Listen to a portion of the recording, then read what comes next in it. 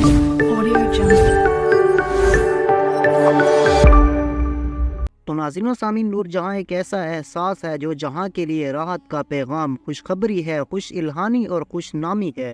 نور جہاں اپنے وابستگان کے لیے ہزاروں خوش بختیوں کا باعث بنی، تو دنیا میں ان کے گیت سننے والوں کی سماعتوں میں شہد گھولنے کی نیکیاں برسوں سے اپنے نام کر رکھی ہے۔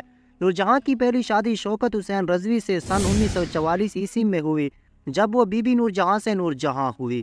نور جہاں اور شوکت حسین رضوی کے ہاں 3 بچے پیدا ہوئے، جن میں اکبر رضوی، زلہمہ اور اصغر رضوی وغیرہ شامل ہے۔ شوکت حسین رضوی نہ صرف نور جہاں کے شوہر رہے بلکہ گرو بھی تھے۔ ناظرین و سامعین، نور جہاں کی دوسری شادی اعجاز درانی سے سن 1959 میں ہوئی، جب وہ سپر سٹار ہونے کے ساتھ ساتھ ملکہ ترنم کا لقب پا چکی تھی۔ اعجاز درانی بھی ان کی زندگی میں لگ بھگ 12 سال تک رہے اور اسی عرصے کے دوران ان کی 3 بیٹیاں پیدا ہوئی، جن میں ہنا، شازیہ اور ٹینا وغیرہ شامل ہے۔ اعجاز درانی سے ان کی محبت اور بعد ازاں طلاق کا احوال آگے چل کر میں آپ کو بتاؤں گا، مگر پہلے ان کی زندگی پر ایک چھوٹی سی نظر۔ نور جہاں کا اصل نام اللہ وسائی تھا اور وہ ضلع قصور کے علاقے کوٹ مراد خان میں پیدا ہوئی تھی۔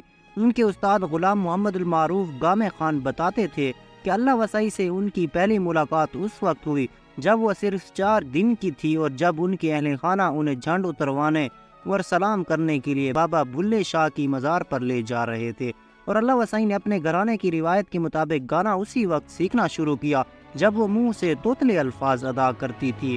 7 برس کی عمر میں اللہ وسائی اپنی بہن ایدن بائی اور کزن حیدر باندی کے ساتھ قصور اور آس پاس کے علاقوں میں ننی مغینہ کے طور پر مشہور ہو چکی تھی، اور اللہ وسائی کے ماموں محمد شفیع ذہین آدمی تھے اور اس زمانے کے شوبز کو تھوڑا بہت سمجھتے تھے۔ انہیں یہ علم تھا کہ اگر انہوں نے اپنی بھانجی کے ٹیلنٹ کو آزمانا ہے تو انہیں کلکتہ جا کر قسمت آزمائی کرنا ہوگی۔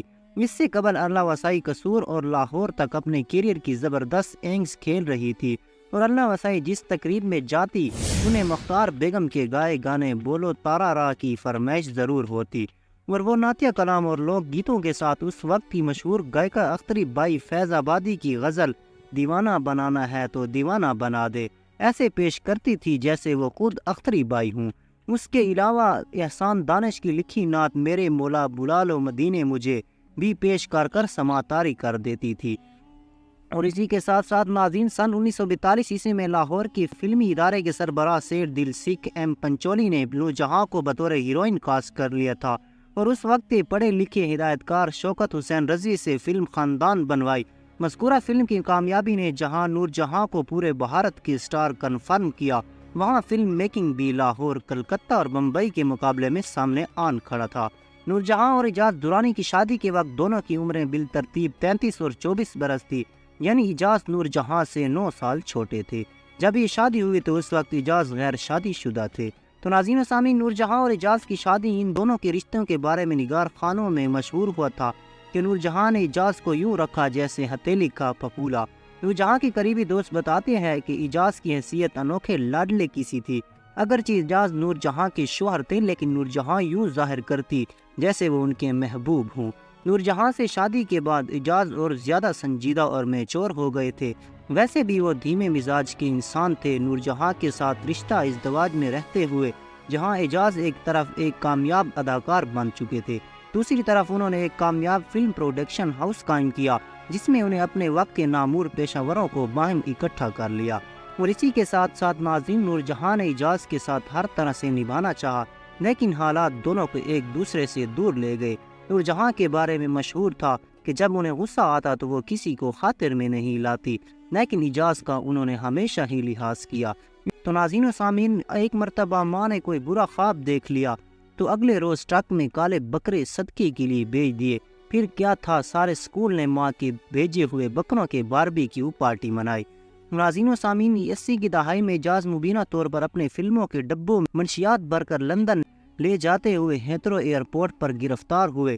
اس مقدمے میں انہیں کئی سال کی سزا ہوئی، اور نور جہاں نے اعجاز سے جیل میں ملاقات کی اور برطانوی عدالتی قوانین کے مطابق ان کی رہائی میں بھی مدد کی۔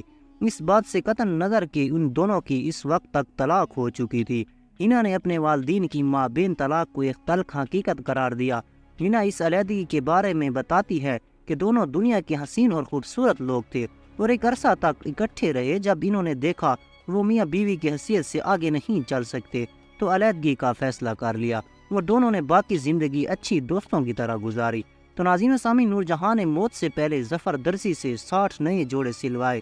شازیہ بتاتی ہے کہ ماں اپنی زندگی کے آخری 4.5 سال شدید بیمار رہی۔ اس عرصے کے دوران انہیں امریکہ اور برطانیہ کی جدید ہسپتالوں میں داخل کرایا گیا۔ انہیں یقین تھا کہ وہ دوبارہ تندرست ہو جائیں گی اور پھر سے گائیں گی۔ تو انہوں نے مرنے سے چند ماہ قبل لاہور سے اپنے 60 نئے جوڑے درزی ظفر کو بلایا اور لگ بھگ 60 جوڑے سلوائے کہ وہ تندرست ہو کر پھر ایک نئی زندگی کا آغاز کرے گی۔ لیکن اوپر والے کو ایسا پسند نہیں تھا اور آخر کار 30 دسمبر 2000 عیسوی کو ملکہ ترنم نور جہاں اس دنیا سے رخصت ہو گئی اور اسے کراچی میں ڈیفنس سوسائٹی کی قبرستان میں اسودہ خاک کر دیا گیا۔